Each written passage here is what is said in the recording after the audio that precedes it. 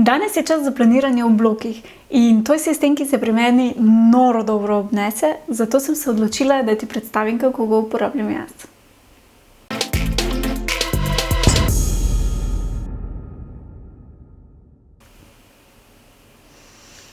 Time block je torej sistem, pri katerem celoten dan planiraš v časovnih blokih. Torej vsako minuto, vsako uro planiraš v časovnih blokih. Zdaj, to se mogoče lahko sliši kar malo preveč, malo stresno, pa ni. Je super se obnese in sicer jaz imam za to dva razloga. Zdaj, prvi je ta, da točno vem, katero opravila vse v tistem dnevu bojo narejena in katere ne. In se torej lahko že zjutraj odločim, kaj je tista prioriteta in pa kaj bom prestavila na drug dan. Drugi, še bolj pomemben razlog zame pa je, da potem skozi dan ne rabim se obremenjevati z mislimi, kaj moram še narediti, česa ne smem pozabiti, pa je pomembno, ampak točno vem, kaj vse imam na koledarju in vse, kar imam na koledarju, je zame pomembno, da naredim danes. In zraven tega imam še točno določen čas, kdaj bom tisto naredila. Tako da se lahko v bistvu nekako brez skrbi prepustim svojemu delu in pa ustvarjanju. Na začetku ti bo mogoče malo težje planirati, koliko časa potrebuješ za posamezno opravilo. V tem primeru ti svetujem, da si za vsako opravilo vzameš nekaj več časa, manevrskega prostora, sčasoma pa dobiš potem kar dober občutek, koliko časa potrebuješ za posamezno opravilo. Zdaj, kaj vse potrebuješ za takšno planiranje? Dve stvari. In sicer prva je torej koledar. Jaz uporabljam kar navaden Googlov koledar oziroma lahko uporabiš katerikoli digitalni koledar, ki ti je všeč, lahko pa uporabiš tudi navaden tiskani koledar. Zdaj jaz preferiram digitalni, zaradi tega, ker ga lažje skozi dan potem spreminjam, če recimo pride kaj vmes, če se kaj zavleče in ga lažje torej urejam in pa preoblikujem, da mi najbolj ustreza. Druga stvar pa so torej seznam vseh opravil. Na seznam torej razvrstiš vsa opravila, ki jih imaš za tisti dan in jih razvrstiš po prioriteti. Izbereš torej tiste 3 najpomembnejše, ki morajo v tistem dnevu res biti narejene in jih potem dodaš na svoj koledar. Zdaj, kako to planiraš, pa ti seveda pokažem v videu v nadaljevanju. Tako, pa če začnemo kar z planiranjem. To je torej v bistvu moj koledar, ki še je čisto prazen, čisto svež. Kar jaz ga najraje pogledam, je ta tedenski pregled, tako da imam v bistvu pregled nad celotnim dnevom ali pa za 4 dni. Ampak običajno je tukaj kar ta tedenski pregled. Torej, najprej bomo pripravili koledarje. Jaz si ustvarim najprej različne koledarje za različne tako imenovane aktivnosti, ki jih potem uporabljam. To seveda naredim samo enkrat, kasneje, ko koledar ta uporabljam, več to ni potrebno. Zakaj v bistvu ne uporabljam samo enega koledarja? To zato, ker mi je tako z večjimi koledarji bolj organizirano.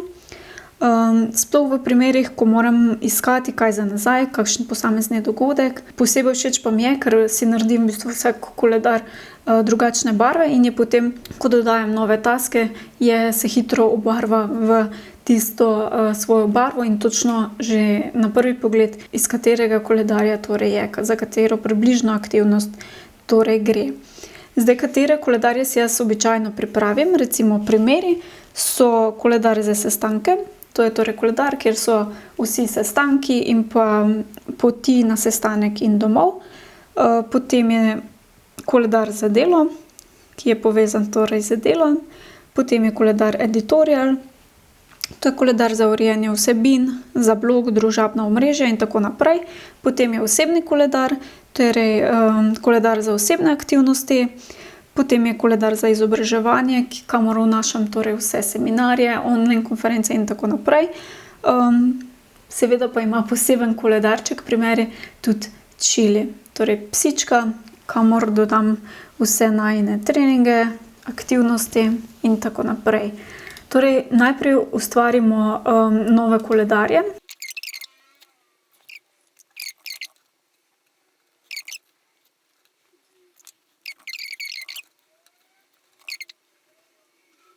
Torej, ko imam ustvarjene vse koledarje, jih si seveda po želji si jih obarvam. Na primer, sestanki so pri meni bolj rdeči, da jih hitro vidim, potem izobraževanje mogoče bolj zelen, editorial viola, za delo je oranžen, za čili bo pa svetlo vijoličen, potem pa še osebno je pa modro. Zdaj, kar si jaz najprej na koledarju označim, je, kdaj se v bistvu začne moj dan. Torej, jaz običajno vstanem ob 5 zjutraj in nekako dan zaključim na primer ob 9 zvečer. Se pravi, torej na koledarju najprej označim, kdaj se moj dan v bistvu nekako začne in kdaj se zaključi. Zdaj, jaz običajno nekako želim ob 9 se zaključiti dan v smislu, da nisem več ob elektronskih napravah in zaradi tega imam dan, torej se zaključi ob 9 in se pri meni začne ob 5. Zdaj, če imaš neka opravila, ki se ponavljajo vsak dan in skozi, potem jih lahko daš kot ponavljajoča opravila na koledar kot vsak dan. Na primer, od 5 do 6 je pri meni, od 5 do 6 je torej pri meni čas za jogo, za meditacijo, za zbujanje in tako naprej. To seveda spada na moj koledar osebno in se pač ponavlja vsak dan. Zato bom tudi tukaj nastavila, da se tole ponavlja vsak dan. Torej, od 5 do 6 je v bistvu čas zame. Tu seveda lahko uporabljaš besedila, jaz pač rada uporabljam tudi emoji, zato da so tako, da je koledar tudi bolj pisan. Ob 6 potem se moj dan v bistvu začne delovni in je nekako ob 10. Ob 10 imam običajno pri delu Insta pavzo 30 minut, kjer pač posvetim se torej Instagramu, Facebooku in ostalemu. To v bistvu pri meni spada pod editorial. In to v bistvu počnem vsak dan od ponedeljka do petka. To v bistvu dodam na koledar. Potem imam pavzo za kosilo, običajno in sprehod za čili. Je torej nekje ob 12 imam potem 1 uro časa za kosilo, za pavzo, tudi za čili. In to ponavljam spet vsak delovnik od ponedeljka do petka. Potem, kar si zelo, zelo rada dam še na koledar, je, da si zjutraj najprej, ko začnem svoj delovnik, vzamem pol ure časa za blog. In to je pač prvo opravilo, ki ga zjutraj počnem. 30 minut imam običajno za blog. To gre torej na editorial, koledar in se ponovi vsak dan od ponedeljka do petka. Ko imam potem tudi to na koledarju, je čas še za maile, to mi pa spada že pod delo.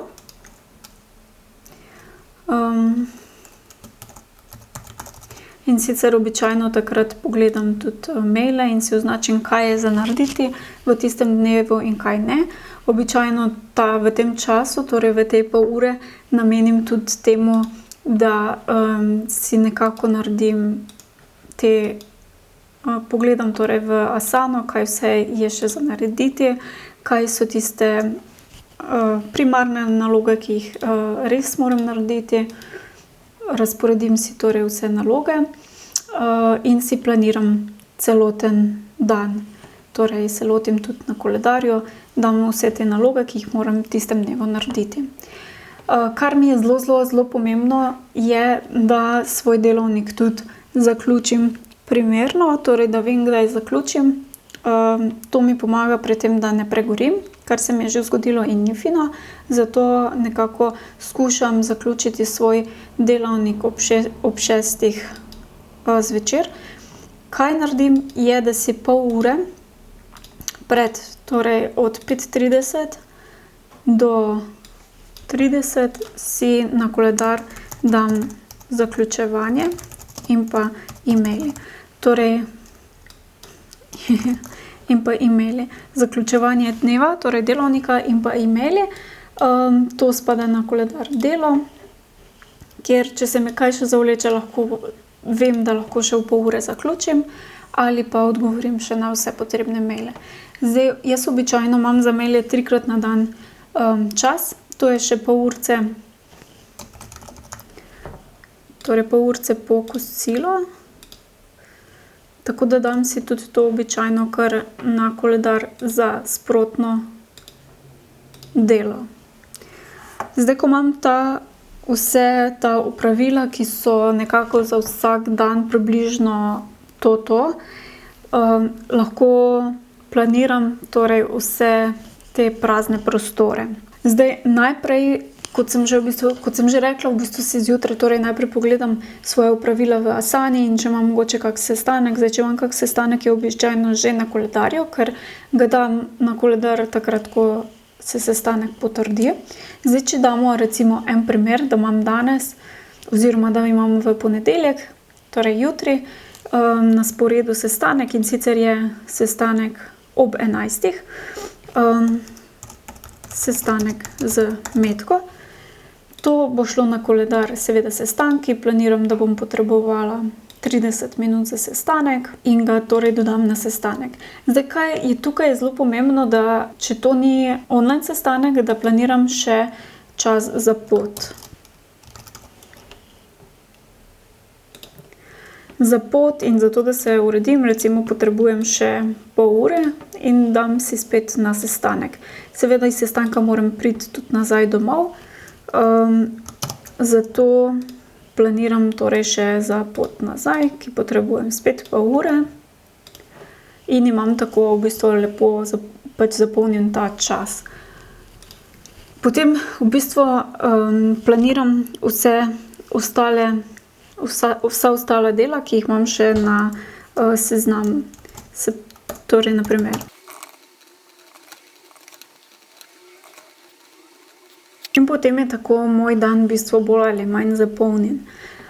Po zaključevanju si pa potem lahko na koledar dam ali pa tudi ne včasih vsa opravila, kar imam še za narediti, ki niso v bistvu povezana z delom. Zdaj, če se mi kdaj zgodi, da nimam v posameznem delu dneva dovolj časa, da bi naredila vse opravila, ki bi jih naj naredila, je to pač enostavno jasen znak, da ne bom uspela vsega narediti in planiram to za drug dan. Če se mi recimo zgodi, da se pa zavleče kak projekt, ga pa enostavno pogledam, kateri je manj pomemben, ga lahko prestavim na jutri in ga prestavim na naslednji dan. Ta projekt pa potem označim, da je podaljšan. To je torej planiranje v blokih. Upam, da ti je všeč. Če preizkusiš, mi prosim sporoči, kako ti je všeč, ali pa če imaš še kakšen dodaten nasvet, idejo ali kaj podobnega. Zdaj, včasih se pojavita potem še dve vprašanji. Eno je, kaj pa če pride vmes kaj nujnega. To pač enostavno to nujno zadevo potem dam na koledar in pogledam, katera opravila, ki so mi še preostala, katera izmed teh opravil je najmanj pomembno oziroma lahko počaka do jutri in ga tako prestavim na naslednji dan. Fino je, da si v bistvu ta koledar oziroma sistem prilagodiš čisto na svoje potrebe. Potem drugo vprašanje, ki je kar pogosto, je, kaj pa če katero opravilo zaključiš prej. V tem primeru bi jaz rekla, super, super, super. Potem lahko preostani čas, ki ti ostane, v bistvu nameniš kakšne aktivnosti, sprostitvi ali pa se enostavno lotiš naslednjega opravila in potem zaključiš delovnik prej ali pa enostavno tisti dan narediš več stvari. Čisto odvisno, kaj ti bolj v bistvu koristi. Zdaj, če se ti pa katero opravilo recimo zavleče, da potrebuješ več časa, reorganiziraš oziroma prilagodiš koledar tako, da bo vse tisto izvedljivo. Pri tem sistemu edino ne pozabi, da na koledar dodaš tudi vse tiste samoumevne stvari, kot je na primer čas za pot, recimo vožnja do tja, ali pa da se urediš za sestanek, je pač spet potreben čas, ki ga ne moreš planirati potem za nekaj drugega. To pa je v bistvu vse. Predlagam ti, da si ta sistem prilagodiš čisto po svojih potrebah. Če ti je ta video všeč, klikni en like, lahko se tudi naročiš na kanal in se vidimo naslednjič. Čao!